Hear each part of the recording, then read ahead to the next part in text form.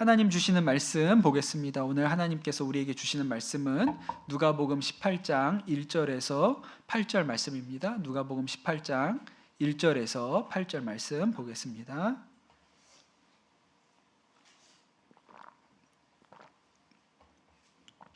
네, 제가 말씀 읽도록 하겠습니다. 예수께서 그들에게 항상 기도하고 낙심하지 말아야 할 것을 비유로 말씀하여 이르시되 어떤 도시에 하나님을 두려워하지 않고 사람을 무시하는 한 재판장이 있는데 그 도시에 한 과부가 있어 자주 그에게 가서 내 원수에 대한 나의 원한을 풀어주소서 하되 그가 얼마 동안 듣지 아니하다가 후에 속으로 생각하되 내가 하나님을 두려워하지 않고 사람을 무시하나 이 과부가 나를 번거롭게 하니 내가 그 원한을 풀어주리라. 그렇지 않으면 늘 와서 나를 괴롭게 하리라 하였느니라. 주께서 또 이르시되 불의한 재판장이 말한 것을 들으라. 하물며 하나님께서 그 밤낮 부르짖는 택하신 자들의 원한을 풀어주지 아니하시겠느냐. 그들에게 오래 참으시겠느냐. 내가 너희에게 이르노니 속히 그 원한을 풀어주시리라. 그러나 인자가 올 때에 세상에서 믿음을 보겠느냐 하시니라. 아멘. 하나님의 말씀입니다. 우리나라에 좀 특이한 변호사님 한 분 계신데 박준영이라는 변호사님이 계시다 그래요. 이분이 왜 특별하냐면 우리나라에 몇 안 되는 고졸 출신 변호사이라고 그렇게 얘기를 하고, 특별히는 남들이 잘 안 하는 어려운 사건, 재심이라고 하는데 이미 그 확정 판결이 난 사건들이 새로운 증거들이 추가로 있을 때 그 사건을 다시 뒤집는 그런 일을 재심이라고 하죠. 사실은 재심을 시작하는 일 자체부터가 힘들다 그래요. 거의 확정 판결이 났기 때문에 다시 재심을 할 수 있게 해야 하는 일이 거의 없는 일인데 그러한 사건들 위주로 하시는 그런 변호사이십니다. 최근에 얼마 전인데 최근에도 억울하게 살인사건의 범인이 되어서 15년 동안 복역한 아버지와 딸이 있었습니다. 근데 이 아버지와 딸이 다시 재판을 받고 무죄의 선고가 되는 일이 있었는데 그 일을 하신 분이거든요. 그런데 이 변호사님이 원래부터 처음부터 나는 이런 변호사가 되어야겠다 이렇게 생각하신 건 아니고 그런 사건들을 맡게 되신 계기가 있다고 합니다. 이분이 사법시험 통과하셔서 변호사가 되긴 했는데 아까 말씀드린 것처럼 고졸 출신이라 그랬잖아요. 그러니까 뭐 인맥이나 이런 게 없는 거예요. 그래서 변호사가 되기는 했는데 사건을 뭐 맡기도 힘들고 어디 취직하기도 쉽지가 않고 그랬다 그래요. 그래서 이분이 틈새를 노려서 국선 변호사를 많이 했습니다. 남들은 국선 변호 잘 안 하려고 그러고 해도 몇 개 안 하는데 자기는 20개, 30개씩 했다 그랬어요. 그러다가 맡게 된 사건이 하나 있었는데 수원에서 여중생 하나가 이렇게 살해된 사건이 있었습니다. 그리고 나중에 경찰이 이 사건을 수사를 해서 이 범죄 용의자로 5명의 비행 청소년들을 잡아요. 그리고 재판을 하게 되었는데 그 재판 과정에서 이 5명의 청소년이 자신들이 죽였다고 범죄를 인정을 합니다. 자백을 한 거죠. 그래서 1심에서 유죄가 선고됐어요. 그러니까 여러분 5명이 우리가 한 게 맞습니다. 우리가 지은 죄입니다. 라고 인정한 사건을 2심에서 뒤집는 거는 거의 불가능하죠. 어렵습니다. 게다가 이분이 국선으로 이 사건을 맡았기 때문에 특별히 목숨 걸고 할 일도 아니에요. 이 사건이 그냥 적당히 처리하면 되는 거죠. 열심히 하는 신용만 하면 되는 거예요. 그런데 그런 생각으로 처음에 이 사건을 받아서 하다가 어떤 분들이 찾아오면서 생각이 달라졌다 그랬어요.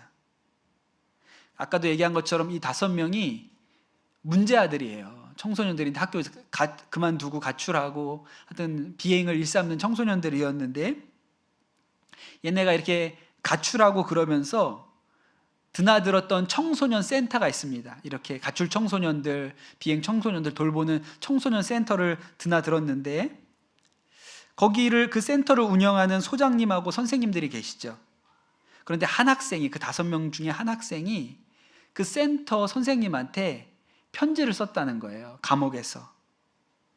내가 가출도 하고 그렇게 집 나와서 친구들하고 어울려 다니면서 나쁜 짓을 또 많이 했지만, 그러나 결코 사람을 죽인 일은 없다. 나는 내가 왜 여기 있어야 하는지도 모르겠고 너무 억울하다. 다른 사람들한테는 내가 살인자일지 모르지만 선생님만은 나의 결백을 믿어줬으면 좋겠다라는 편지를 보냈다는 거예요. 선생님이 보니까 굳이 나한테 결백을 호소할 이유는 없거든요. 나는 뭐 사건 관계자도 아니고. 그러니까 얘가 뭔가 마음에 이게 억울한 게 있구나 이런 생각이 들어서 그 편지를 가지고 그 박준영 변호사 사무실을 찾아가게 된 거예요. 근데 이 선생님들이 변호사 사무실을 찾아왔는데 뭐 변호사 사무실에 왔다고 달라질 건 없죠. 그냥 대충 마무리하면 되는 사건인데 이 선생님들이 막 와가지고 뭐 얘네들이한테 뭐가 억울한 게 있는 것 같다 이러니까 사건만 더 복잡해지는 거예요. 그리고 이 박준영 변호사는 사실 이 애들이 무죄라고 믿지도 않았어요. 그래서 선생님들한테 제가 이 사건만 하는 게 아니고 제가 국선 변호를 많이 하고 있어가지고 지금도 사건이 한 30개 하고 있는데 이 사건에만 매달릴 시간이 없다. 그러니 선생님들이 진짜 그 애들이 무죄한 거를 밝히고 싶으면 선생님들이 퇴근하고 여기 와가지고 그 사건 조서를 다 읽어보시면서 잘못된 게 있으면 찾아보시라. 그렇게 얘기를 했다는 거예요. 진심은 뭐냐면 이 선생님들이 뭐 읽어봐야 이해나 하겠어요. 이게 법조인도 아닌데, 그리고 돈 되는 일도 아닌데 그거 일 끝나고 와가지고 저녁 때 앉아가지고 이걸 뭐 얼마나 보겠어요. 그러니까 조금 하다가 좀 읽어보다가 아유 모르겠다, 나도 도저히 못하겠다 그러고 그냥 나가 떨어질 거라고 생각을 하고 그렇게 시킨 거죠. 근데 이 선생님들이 저녁에 오는 거예요. 6시에 퇴근하고 와가지고 그 수사 기록을 다 복사해 준 거를 거기다 놓고 밤 12시까지 매일매일 와서 읽고 나름대로 정리들을 하시더라는 거예요. 그러면서 거기에 수사 기록을 보면서 이거는 말이 앞뒤가 안 맞는 것 같은데 5명이 진술을 했으니까 5명의 이야기인데 달라. 그런 모순점들을 다 이 선생님들이 몇 달에 걸쳐서 그 변호사 사무실에 모여서 찾는 거예요. 필사적이었다 그랬어요. 얼마나 이 선생님들이 열심히 했냐면 이 아이들의 결백을 밝히려고 그 사건 현장이 일어난 수원역 인근에 CCTV의 모든 위치를 다 뒤져가지고 지도를 만들고 이러면서 이 선생님들이 그렇게 노력을 했어요. 그러면서 이 선생님들이 찾아낸 내용을 보니까 이 박준영 변호사가 봐도 수사가 잘못된 거예요. 문제가 있고 이 아이들이 이 범죄에 연루되지 않은 게 맞는 것 같아요. 누명을 썼다는 생각이 듣게 된 거죠. 그러면서도 이렇게 속으로 생각했다는 거예요. 이거 대박이다. 이 사건 내가 해결하면 내가 진짜 유명한 변호사가 되겠구나. 이런 꿈이 생겼다 그랬어요. 그 선생님들이 인터뷰한 영상이 있거든요.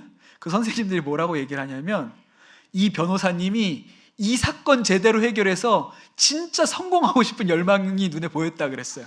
자기들이 봐도 이 변호사님이 진짜 이거를 해가지고 사람들 앞에 막 유명해지고 싶은 막 열망이 눈에 반짝였다 그랬어요. 그러니까 이분들이 생각해도 이분이 막 아주 막 순수하고 뭐 하여튼 너무 선하고 막 이런 분은 아닌 거예요. 아니 그러면 어떻고 저러면 어때요? 사건만 해결되고 아이들이 무죄만 받으면 되는 거지. 거기밖에 믿을 데가 없으니까 그렇게 노력을 합니다. 결국 2심에서 무죄를 받아요. 대법원에서도 무죄가 확정됩니다.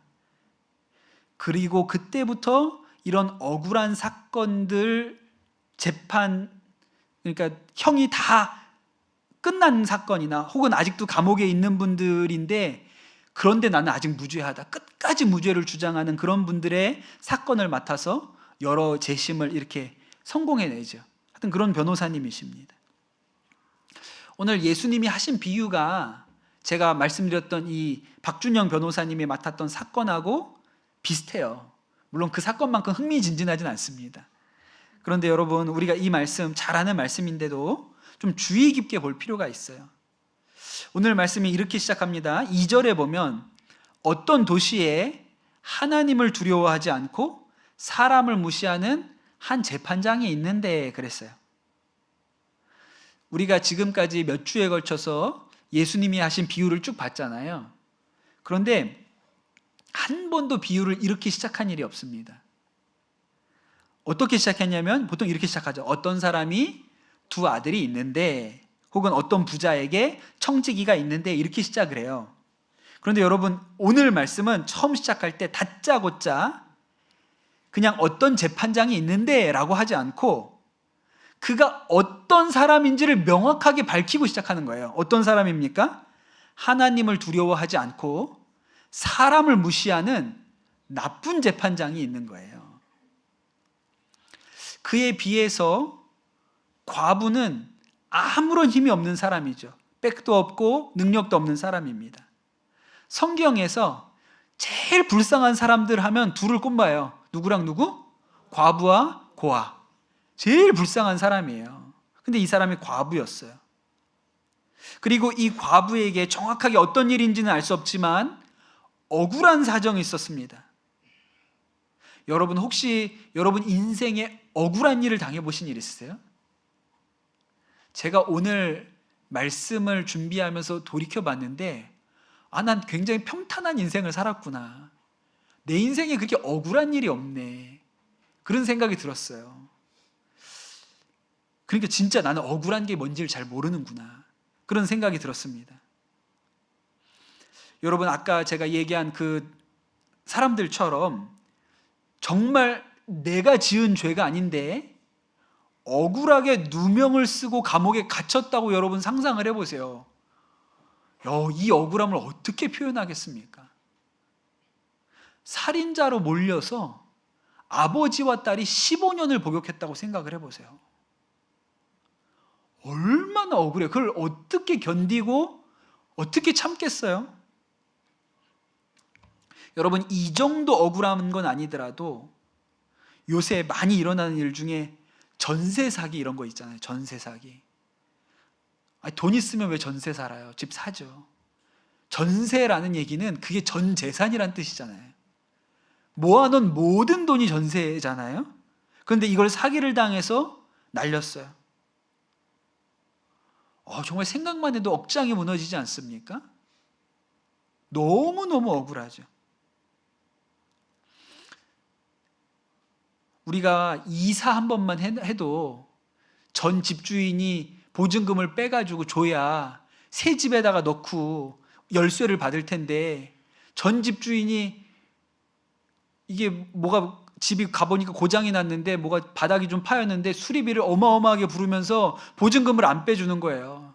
짐은 뺐지 들여보내지는 못하지. 여러분, 그런 상황만 닥쳐도 너무너무 화가 나고 억울하지 않겠습니까? 하여튼 어떤 상황인지는 몰라도 이 과부가 보통 억울한 게 아니에요.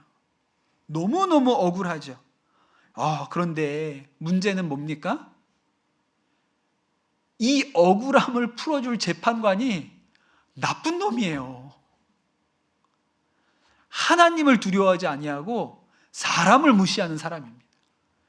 여러분, 최강 아닙니까? 하나님을 두려워하지 않고 사람을 무시하는 재판관이면 탑 클래스죠. 어디서 이런 놈이 내 억울함을 풀어줘야 되니까. 근데 이 과부가 할 수 있는 일이 뭐 있습니까? 없죠. 과부가 할 수 있는 일이 없어요. 그냥 오직 한 가지, 밤낮 찾아가는 겁니다. 이 재판관이 아침에 운동하러 나갈 때 집 앞에 가서 서 있고, 아침에 출근할 때 또 거기 서 있고, 퇴근할 때 또 그 자리에 있고, 밥이 안 넘어갈 정도로. 또 저기 있네. 저희 아파트에 매일 나와서 담배 피시는 어르신이 한 분 계시거든요. 매일 나와서 피세요. 매일. 아침에 나갈 때마다, 쓰레기 버리러 갈 때마다 제가 웃으면서 인사는 안녕하세요 꼬박꼬박 하는데 왜 이렇게 보기 싫은지 모르겠어요. 왜 저렇게 담배를 맨날 나와서 피나. 근데 그 정도가 아니고, 이 억울한 여자가 아침부터 저녁 때까지 출근할 때 퇴근할 때 매일 나와서 그냥 이 억울함을 좀 풀어달라고 피켓을 들고 서 있어요. 이거밖에 할 수 없는 거예요. 이거밖에. 결국은 이 재판관이 두 손 두 발을 다 듭니다. 성경에 이렇게 나오죠. 그가 얼마 동안 듣지 아니하다가 후에 속으로 생각하되 내가 하나님을 두려워하지 않고 사람을 무시하나 이 과부가 나를 번거롭게 하니 내가 그 원한을 풀어주리라. 그렇지 않으면 늘 와서 나를 괴롭게 하리라 하였느니라. 그렇게 나쁜 재판관인데, 하나님도 두렵지 않고 사람을 무시하는 재판관인데 맨날 문 앞에 나와서 서 있으니까 아유, 저 해줘야겠어 이렇게 하더라는 겁니다. 뭐 어려운 비유는 아니죠. 너무 쉬운 비유예요. 지난주에 들었던 비유에 비하면 너무 쉬운 비유인데, 우리가 이 비유를 들으면서 묵상하면서 또 설교로 들으면서 이 과부처럼 우리도 끈질기게 구해야 하는구나, 우리가 하나님 앞에 끈질기게 구해야 되는구나, 또 그렇게 끈질기게 구하는 것을 믿음이라고 그렇게 생각을 했습니다. 뭐 아주 틀린 얘기는 아니에요. 믿음이 있으니까 그 끈질김도 나오는 거니까요. 그런데 우리가 이 말씀의 교훈을 그냥 끈질긴 간구라고 하잖아요. 그러면 보통은 나의 열심과 나의 노력이 강조됩니다. 이 여인이 훌륭한 거예요. 이 여인이 끈질기니까. 그 영화로도 있는데 미국에 빌 포터라는 뇌성마비 장애인이 있어요. 그런데 이분이 이렇게 장애가 있어서 말도 어눌하고 잘 걷지도 못하는 분인데 방문 판매 세일즈로 영업왕에 올라간 분입니다. 그러니까 실사판 포레스트 검프예요.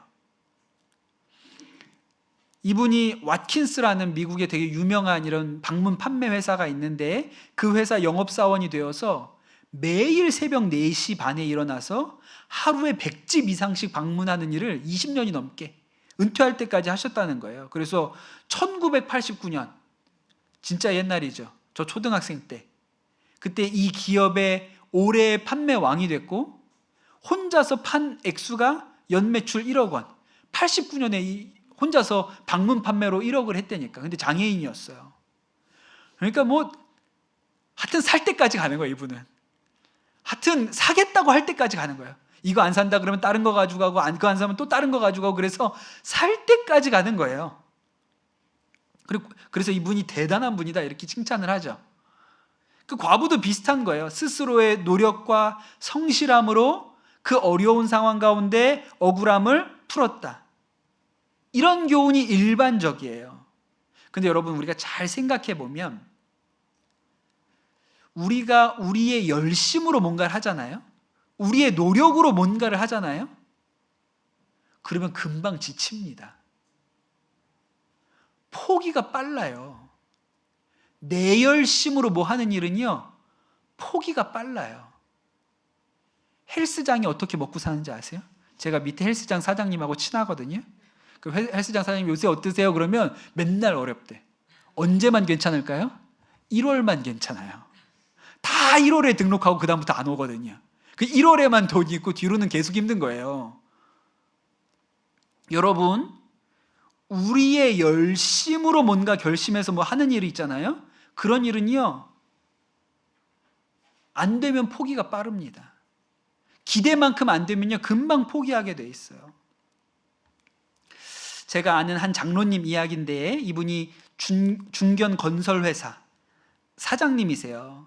건설회사니까 공사 규모가 크죠. 다리 놓고 길 놓고 이런 일 하시는 분이신데, 이분이 기업을 경영하시다가 마음에 내가 하나님의 말씀대로 이 기업을 운영해야겠다, 하나님 기뻐하시는 뜻대로 이 기업을 경영해야겠다라고 마음을 먹고 세상 다른 기업들처럼 하지 말아야지, 그렇게 생각을 하고 공무원들에게, 이게 이제 도로 깔고 다리 놓고 그러니까 대부분 정부가 발주처란 말이에요.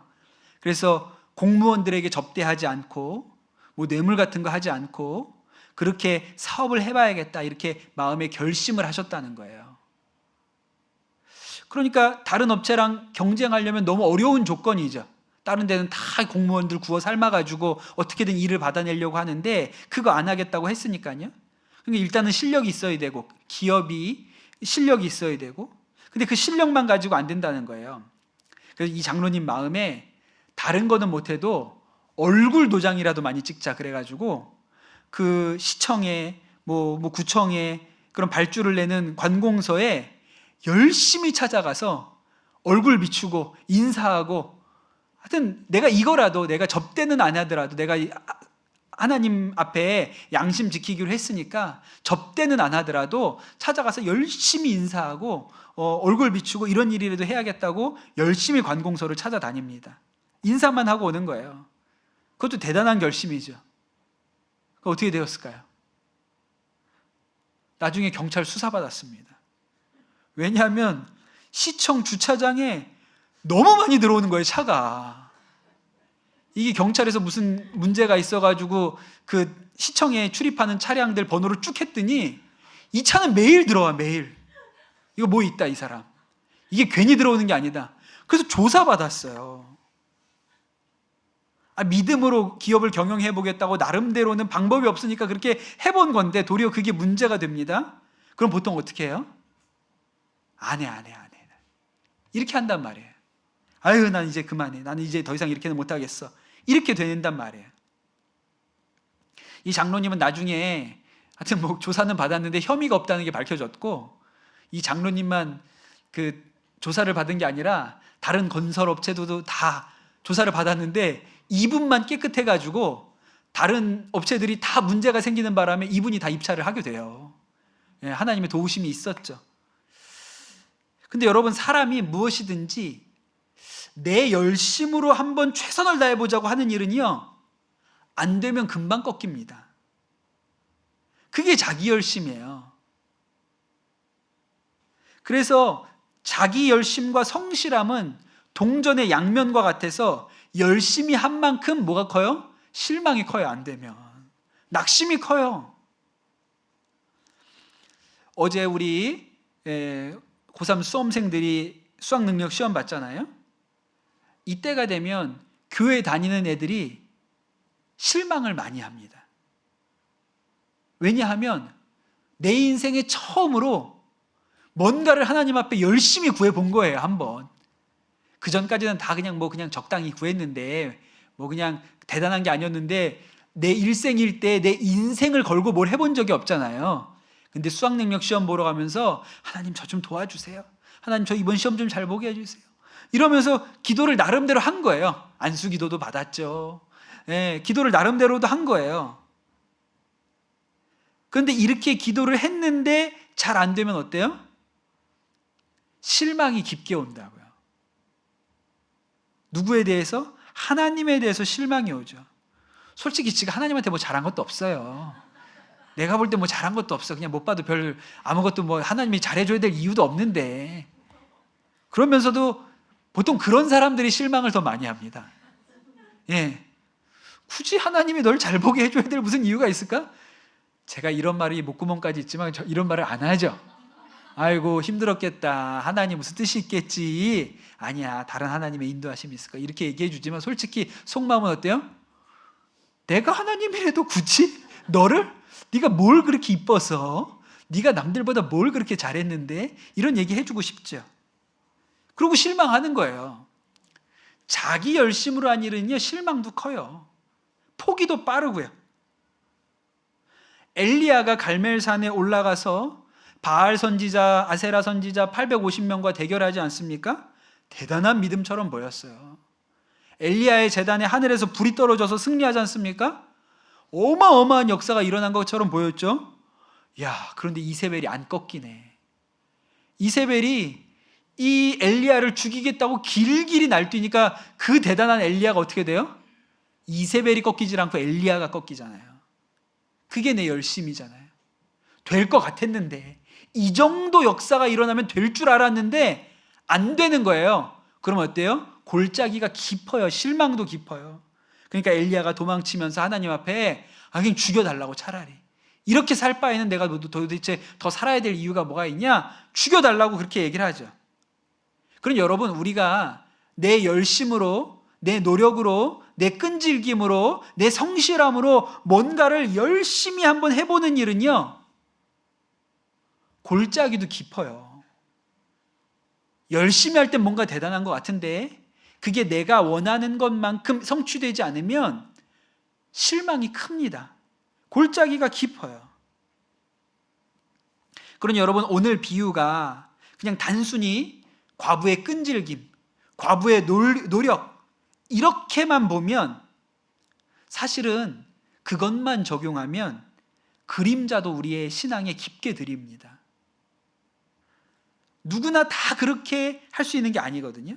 그래서 여러분, 오늘 말씀을 우리가 주의 깊게 봐야 하는데 먼저는 우리가 뭘 봐야 되냐면 예수님께서 왜 이런 비유를 하셨는지를 먼저 봐야 돼요. 왜 하셨나? 누가복음 18장 1절 첫째 절에 이렇게 나옵니다. 예수께서 그들에게 항상 기도하고 낙심하지 말아야 할 것을 비유로 말씀하여 이렇게 시작하죠. 이 비유를 하신 이유는 뭐냐면 항상 기도하고 낙심하지 말라고 하신 거예요. 그런데 우리가 이 여인의 끈질김, 이 여인의 노력만 강조하면 반대로 낙심도 크게 와요. 왜 난 안 될까 이렇게? 왜 나는 안 들어줄까? 낙심도 크게 와요. 그런데 이 비유를 하신 이유는 항상 기도하고 낙심하지 말라고 하셨다는 거예요. 여러분, 믿음으로 기도한다는 것은 하나님을 신뢰함으로 하는 것입니다. 이 재판장이 문제가 많죠. 나쁜 사람입니다. 초반부터 그냥 딱 정해놓기를 나쁜 사람이에요. 하나님을 두려워하지 않고 사람을 무시하는 사람입니다. 그런 사람도 매일 찾아가서 귀찮게 하면 이 과부의 부탁을 들어준다는 것이죠. 우리의 믿음이 여기서부터 시작하는 거예요. 7절에 뭐라고 얘기하냐면 하물며 하나님께서 나쁜 재판관도 저렇게 하는데, 나쁜 재판관도 저렇게 끊임없이 부르짖는 사람의 부르짖음 때문에 응답하는데 하물며 선하신 하나님은 어떻게 하시겠느냐? 선하신 하나님께서 그 밤낮 부르짖는 택하신 자의 원한을 풀어주시지 아니하겠느냐? 오래 참으시겠느냐? 속히 원한을 풀어주실 것이다. 하물며 하나님께서, 여러분, 이 하나님은요 악한 재판관 같은 분이 아니에요. 하물며 선하신 하나님께서 얼마나 좋은 분인가. 여러분, 우리가 믿는 하나님이 어떤 하나님이십니까? 집 나간 둘째 아들을 문 밖에 나와서 기다리는 하나님이세요. 돌아온 아들을 위해서 소를 잡아서 잔치를 베푸시는 하나님이세요. 불의한 청지기가 빚쟁이들에게 빚을 자기 마음대로 다 깎아줘도 야, 내 돈을 가지고 네가 사람을 얻었으니 잘했다 칭찬해주는 세상에 없는 하나님이란 말입니다. 그런데 악한 재판관도 괴롭게 하면 들어주는데 하물며 이 좋은 하나님이 다른 것도 아니고 억울한 사정을 풀어주시지 않겠냐라고 이야기해 주는 거예요. 그러니 여러분, 우리가 항상 기도하고 낙심하지 않는 비결이 뭐냐면 기본적으로 하나님이 좋으신 분이라는 믿음을 가지고 있어야 합니다. 그러니까 우리의 기도가 나쁜 하나님, 인색한 하나님, 기도 잘 안 들어주는 하나님이 아니고 우리의 하나님은 좋은 분이세요.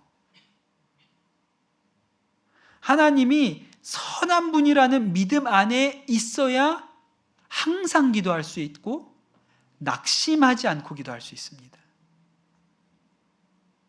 수능 한 번 못 봤다고 하나님이 나쁜 하나님이 되시는 게 아니에요. 저는 아까 말씀드린 것처럼 제가 제 이 몇십 년의 인생을 살아오면서 특별히 억울한 일을 당한 게 없는 것 같아요. 또 이런 얘기를 하면 또 억울한 일 오더라고요. 좀 조심스럽기는 한데 아직까지는 없어요. 근데 성경을 읽어보면 성경에는 억울한 일 당한 사람이 많거든요. 제일 대표적인 사람이 요셉이죠.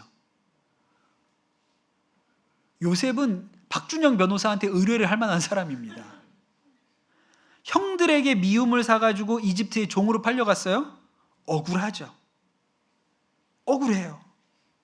그런데 더 억울한 일은 그 보디발 장군 집에서 일하다가 성실하게 일했는데 그 보디발 장군 부인을 겁탈하려고 했다는 혐의로 감옥에 가잖아요. 강간 미수범으로. 얼마나 부끄럽습니까? 제가 아까 얘기한 것처럼 누명을 쓰고, 억울하게 누명을 쓰고 감옥에 가게 된 거예요. 그런데 여러분, 창세기를 읽어보면 요셉의 이야기를 가만히 보면 하나님이 요셉과 함께 하셨다, 그 말씀이 계속 나오죠. 그 말씀은 뒤집으면 요셉의 편에서는 늘 하나님을 신뢰했다는 뜻이에요. 보통은 내 열심은 꺾이는 순간이 오거든요. 예를 들어서 요셉이 보디발 장군 집에 종으로 들어갔어요. 거기서 열심히 일해가지고 이제 그 집의 모든 살림을 관장하는 총무 정도 되는 위치에 올라갔습니다. 그래도 이만하면, 이 집에서 이 정도 자리에 올라갔으면 야, 히브리 종으로는 꽤나 성공했다, 이런 때였단 말입니다. 그런데 억울한 누명을 쓰고 거기에서 감옥으로 가게 되잖아요. 그럼 보통은 어떻게 돼요? 사람이 실망하고 무너져요. 그러면 이제 기도고 뭐고 다 때려치고 싶어요. 다 아무짝에도 쓸모없다고 그런 생각이 들겠죠.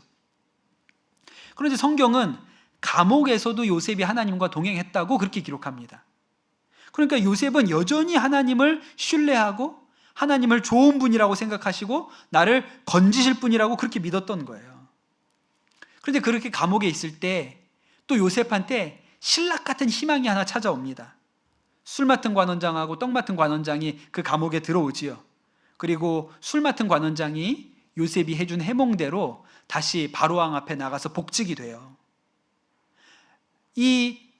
요셉이 술 맡은 관원장 나가기 전에 뭐라고 얘기했냐면, 당신이 바로왕 앞에 다시 가시게 되면 꼭 나를 기억하고 바로왕한테 억울하게 감옥에 갇혀있는 히브리 사람이 하나 있다, 꼭 얘기를 해주셔서 내 이 억울함을 좀 풀어주시오, 그렇게 부탁을 하잖아요.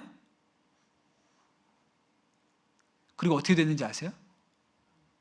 까먹었어요. 술 맡은 관원장이 2년 동안. 여러분, 한번 요셉이 어떻게 했을지 생각을 해보세요. 이제 술 맡은 관원장이 나갔습니다. 바로왕 앞에 나가서 소문이 들려요. 복직해가지고 다시 왕의 최측근이 됐다, 이런 소문이 들려요. 그럼 요셉이 어떻게 했을까요? 감옥에서 기도 많이 했겠죠. 하나님 감사합니다. 이제 술 맡은 관원장이 나갔습니다. 이제 저 술 맡은 관원장을 잘 얘기를 하게 해주시고 우리 바로왕의 마음을 움직여 주셔서 제가 나갈 수 있게, 이 억울함을 좀 풀어줄 수 있게 하나님 역사해 주십시오, 그러지 않았겠어요? 이번에만 나가게 해주시면 지금까지 저 힘들게 하신 거 제가 다 용서해 드리겠습니다. 다 봐드릴게요. 이번에만 좀 풀어 나가게 해주세요. 그렇게 기도했을까요? 안 했을까요? 했겠죠. 그런데 응답이 안 됐어요. 그리고도 2년의 시간이 지나갔습니다. 보통 이런 상황이 오면 어떻게 해요? 이제부터 삐뚤어지는 거지. 나 이제 교회 안 가. 나 이제 절에 갈 거야. 이런 생각이 든단 말입니다. 근데 요셉이 그렇게 하지 않았어요. 2년 만에 바로왕 앞에 나아가서 서게 되는데, 바로왕이 야, 네가 꿈을 그렇게 잘 푼다지, 꿈 한번 풀어봐라, 이렇게 얘기했더니 요셉이 뭐라고 얘기하냐면, 꿈 해몽은 제가 하는 것이 아닙니다. 하나님께서 해주실 것입니다. 그렇게 얘기를 했단 말이에요. 그러니 여러분, 요셉과 하나님이 여전히 사이가 좋아요. 기도는 응답되지 않았는데 요셉과 하나님의 사이는 나빠지지 않았어요. 그 말은 요셉이 실망하지 않았다는 뜻입니다. 요셉이 항상 기도하고 낙심하지 않는 사람이었다는 것을 의미하죠. 그 요셉이 하나님을 신뢰하는 사람이었어요. 바울도 마찬가지죠. 여러분, 바울이 그의 인생에 놀라운 하나님의 역사가 많이 있었습니다. 감옥문이 열리기도 하고 풍랑 가운데 살아나오기도 하고 놀라운 기적 같은 일들이 많았죠. 그런데 바울의 모든 기도가 다 응답되는 게 아니에요. 바울이 하나님 앞에 내 이 육체의 가시를 없애주십시오 라고 했는데 하나님이 너 그 은혜로 족하다, 약할 때의 강함이다, 그렇게 얘기를 하셨죠. 그러나 바울이 그것 때문에 실망하지 않았습니다. 하나님을 여전히 귀한 분이라고 여겼어요. 신뢰했어요. 그러니까 바울은 항상 기도하고 낙심하지 않는 사람이었어요. 우리가 공적으로 오랫동안 기도했던 기도 제목이 있습니다. 북한의 억류 중에 계시는 우리 목사님, 선교사님들이 풀려나시기를 위해서 벌써 10년이 넘는 세월을 우리가 기도를 같이 하고 있잖아요. 처음에는 우리가 이 기도를 시작했을 때, 선한목자교회에서부터 이 목사님 기도하자 그래서 이 기도를 시작했을 때 우리가 기도 시작하고 한 1년 6개월쯤 돼가지고 그 이면수 목사님이라는 분, 캐나다 국적으로 북한에 들어갔다가 억류되셨던 이면수 목사님이 풀려나셨어요. 너무 놀라웠죠. 새벽마다 기도했는데 진짜 1년 6개월 만에 이분이 풀려나시니까 너무너무 놀라웠거든요. 근데 그분만 나오시고 그 후로는 풀려나는 사람이 없어요. 10년이 벌써 그 후로도 10년이 지났는데 풀려나는 분이 없어요. 그런데 이번 주, 지난주인 것 같아요. 우리가 기도했던 분 중에 장문석 집사님이라는 분이 계시죠. 이분은 중국 조선족이십니다. 한국 분이 아니고 중국 조선족이신데 백두산 근처에서 탈북자들 돕는 일 하다가 북한으로 끌려가신 분이에요. 그래서 북한 감옥에 계셨는데 이분이 집으로 돌아오셨어요. 네. 2014년에 붙들려 가셔서 12년 만에 석방돼서 중국 집으로 돌아오셨거든요. 너무 놀라운 일이죠. 너무 감사한 일이고 하나님께서 이번 감사절에 우리에게 주시는 선물과 같은 그 놀라운 기도 응답으로 오셨어요. 그런데 아직도 김국기 목사님, 김정욱 목사님, 최출긴 선교사님이 10년이 넘게 벌써 12년 가까이 됐는데 다 억류 중에 계시죠. 사실은 이분들에 대해서는 북한이 생사 여부조차 확인해 준 적이 없습니다. 그러니까 우리는 몰라요. 사실은 살아 계실 거라고 믿고 돌아오기를 기도하고 있는 거예요. 근데 여러분, 이 세 분의 공통점은 이분들은 한국 국적이라는 거예요. 이면수 목사님은 캐나다 국적이었고 장문석 집사님은 중국 국적이에요. 그렇게는 내보내주지만 한국 국적자가 북한에서 억류되었다가 풀려난 일이 아직까지 없습니다. 그런데 여러분, 그럼에도 불구하고 우리가 이 장문석 집사님의 경우를 보면서 끊임없이 우리가 이 기도를 이어나가려면 우리 안에 믿음이 있어야죠. 하나님을 두려워하지 않고 사람을 무시하는 재판관도 과부의 간청 때문에 그 소원을 들어준다는데 하물며 하나님이겠느냐? 우리 좋으신 하나님은 들어주시지 않겠느냐? 그 믿음이 우리 가운데도 있어야 합니다. 억류 중에 계신 이 선교사님들이 10년이 넘는 이 세월을 어떻게 견디겠어요? 하나님이 신실하신 것을 믿고 그 친밀함이 없으면 어떻게 견디겠어요? 그분들이 그 믿음을 가지고 견디고 계시면 우리도 항상 기도하고 낙심하지 않는 믿음이 필요한 거죠. 그분들도 견디고 계신데 10년이 넘는 세월을 갇혀서도 주님과 동행하는 믿음으로 견디고 계시다면 우리도 이 땅에서 항상 기도하고 낙심하지 말아야 하는 이 믿음을 붙들고 있어야 됩니다. 그래서 예수님이 뭐라 그러셨냐면 인자가 올 때에 세상에서 믿음을 보겠느냐 이러셨어요. 오늘 말씀 마지막에 믿음을 보겠느냐. 그 믿음이 무엇입니까? 항상 기도하고 낙심하지 않는 믿음. 여러분, 하나님께서 어떤 기도들에는 바로바로 응답해 주시는 기도들이 있습니다. 히스기야가 기도했더니 하나님께서 히스기야의 생명을 15년을 더 연장시켜 주시죠. 바로 응답해 주시는 기도가 있어요. 그러나 어떤 기도들은 긴 기다림을 요구하시는 기도들도 있습니다. 오늘 말씀처럼 항상 기도하고 낙심하지 않는 그런 믿음을 요구하시는 기도가 있어요. 근데 여러분, 그런 기도는 하나님과 우리 사이를 깊게 만듭니다. 깊은 신뢰 가운데로 인도해요. 여러분, 팔다리가 없이 태어난 닉 부이치치라는 호주 사람 기억하시죠? 요새는 좀 잘 안 나오지만 한때는 텔레비에 공중파에도 많이 나오고 그랬는데 이분이 목사님이신데 제가 이분 하는 이야기 중에 기억나는 게 있어요. 이분이 지금도 기적을 놓고 기도한다 그랬어요. 하나님은 죽은 자도 살리시는 분이시고 벙어리도 소경도 눈뜨게 하시고 말하게 하시는 분이시니 나에게 지금은 없는 이 팔다리가 생기게 하시는 역사도 하나님 하실 수 있다고 믿습니다. 하나님 그러한 기적이 저에게 임하기를 소원합니다. 그렇게 기도를 지금도 하신다는 거예요. 어렸을 때는 늘 자기 전에 하나님 내가 자고 일어나면 두 팔이 돋아나 있고 두 다리가 생겨 있게 해주세요 라고 기도하고 잤고 일어날 때마다 속상했다 그랬어요. 낙심이 되었다 그랬어요. 실망했다 그랬어요. 그런데 이분이 이 오래된 기도, 내 평생 이어온 기도를 하는데 그 어린 시절에 그 실망과 낙심이 변했습니다. 어떻게? 하나님이 얼마나 좋으신 분인지를 깨달으면서 하나님이 얼마나 내게 선하신 분인지, 비록 내가 팔다리는 없지만 내 영혼이 영원한 생명을 주신 분이 하나님이시라는 것을 알면서 그의 기도가 달라졌죠. 더 이상 실망하지 않는 깊은 신뢰 가운데로 그가 들어갔다고 이야기를 합니다. 여러분, 오늘 하나님 예수님께서 이 비유를 통해서 우리 가운데 이 믿음이 있으면 좋겠다고 얘기하세요. 인자가 다시 올 때 내가 이 믿음을 보겠느냐? 어떤 믿음입니까? 항상 기도하고 낙심하지 않는 믿음이에요. 항상 기도하고 낙심하지 않는 믿음. 여러분, 하나님이 하물며의 하나님입니다.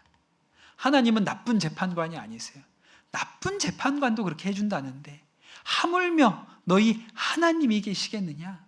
하나님이 선한 분이시고 우리에게 선을 베푸시는 분이십니다.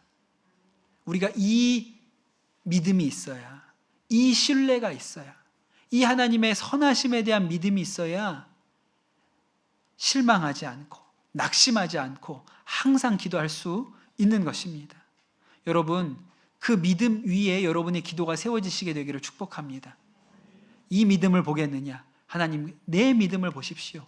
할 수 있는 은혜가 우리 모든 교우들에게 임하시기를 축복합니다. 우리 같이 찬양하고 기도하도록 하겠습니다.